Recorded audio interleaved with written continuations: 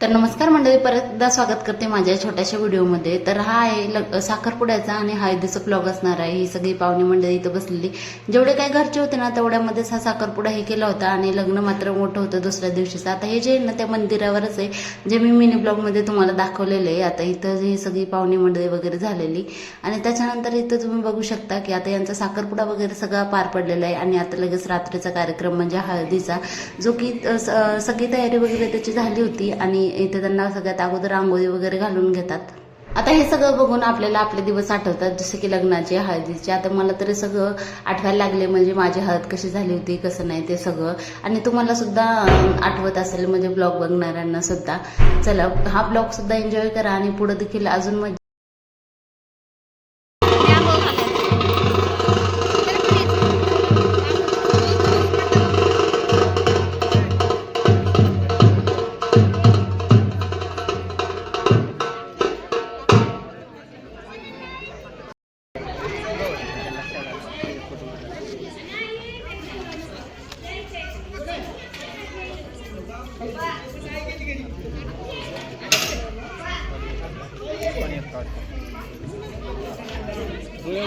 समोर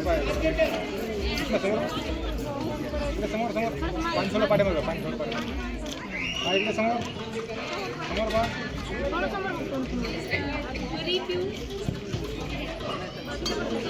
समोर बा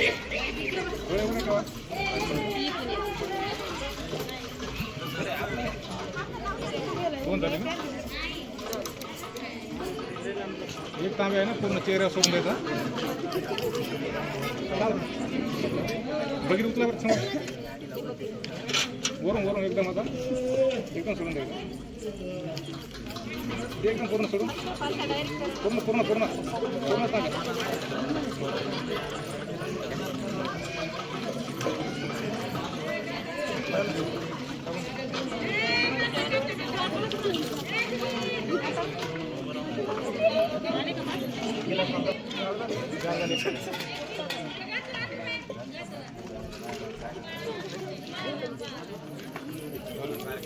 फ्लॅश घेऊन जाय पाठीमागे,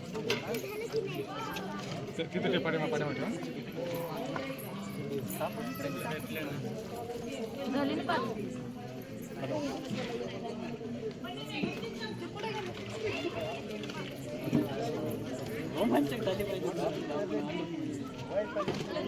नाही, पाठीमागं पाठीमागं त्यांच्या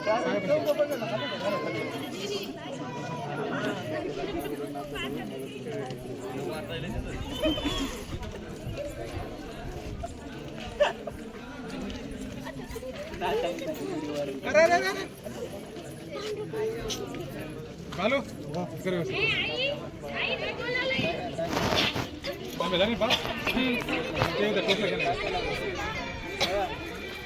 गावाकडचे जे लग्न असतात ना ते सगळे रीती परंपरेने सगळे पार पडलेले असतात आणि त्याच्यामुळेच तिकडचे लग्न एकदम विशेष असे वाटतात. आता हे जे लग्न होतं ना ते परभणी जिल्ह्यामध्ये होतं, जिंतूर तालुक्यात, म्हणजे मावशीच्या गावात. आणि जिथं माझं शिक्षण झालेलं आहे 4वी ते 5वी. आणि मावशीच्या इथं बरेचसे वर्ष गेले असल्यामुळं त्यांची अटॅचमेंट खूप जास्त आहे, म्हणजे मावशीशी आणि या दोघींशी.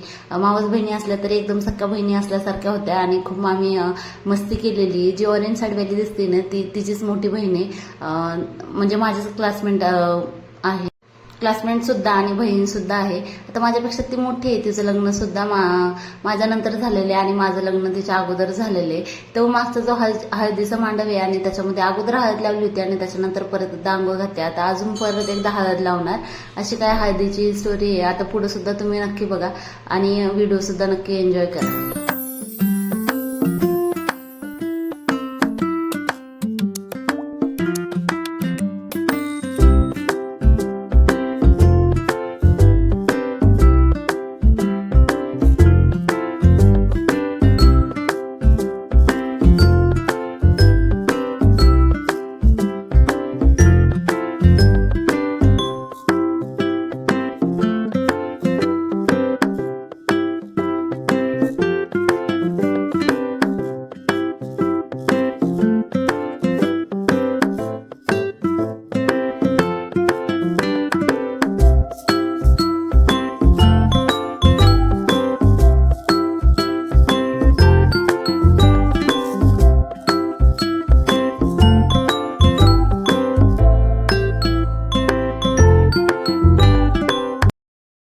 आंघोळी वगैरे झाल्याच्या नंतर आता ह्याच्यामध्ये एका लहान बाळाला सुद्धा आंघोळ घालतात. पुढे जे ताट ठेवलेले आहे तर त्याच्यामध्ये घातली होती, म्हणजे शिवलाच आंघोळ घातली होती माझ्या भाच्याला. आता यांची आंघोळी वगैरे झाल्याच्या नंतर इथं 5 जणींनी पाणी वगैरे टाकतात त्या ह्याच्यामध्ये, आणि जे साईडने दोरे गुंडाळलेले आहेत ना ते सुद्धा अलग काढून घेतात आणि त्याचंच मनगटाला बांधतात, त्याला पिवळं करून. असा हळदीचा हा कार्यक्रम होता. आणि आता हे झालेले याच्यानंतर लगेच यांचं फोटोशूट वगैरे होणार आहे. फोटोशूटच्या अगोदर जी सुपारी खेळायचा हे असतं ना तो सुद्धा आहे ह्याच्यामध्ये. आता नक्की बघा सुपारी नवरीला सुटते का नाही हे आपण बघूया थोड्याच वेळात.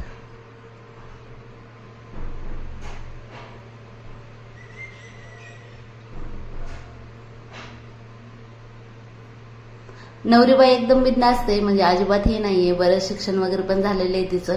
आणि आता उद्याचा लग्नाचा जो ब्लॉग असणार आहे ना तो अजून इंटरेस्टिंग असणार आहे. उद्याचा ब्लॉग सुद्धा नक्की बघा. त्याच्यासाठी तुम्हाला चॅनलला देखील सबस्क्राईब करून घ्यावा लागेल. आता इथे यांचा सुपारी खेळायचा वगैरे कार्यक्रम चालू झालेला आहे. आता बघा.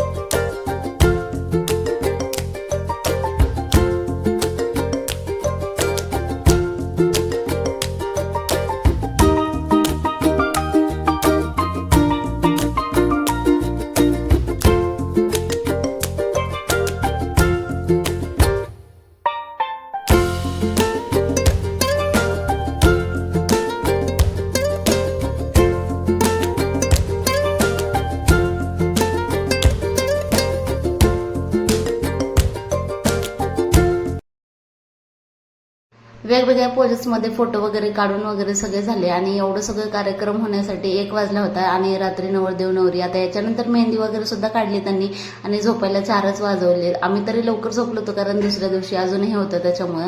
आता उद्याचा व्हिडिओ बघण्यासाठी अजिबात विसरू नका. आणि तुम्ही जर चॅनलवर नवीन असेल तर चॅनलला देखील सबस्क्राईब करा. भेटू आपण पुढच्या एका छान व्हिडिओसोबत. तोपर्यंत धन्यवाद.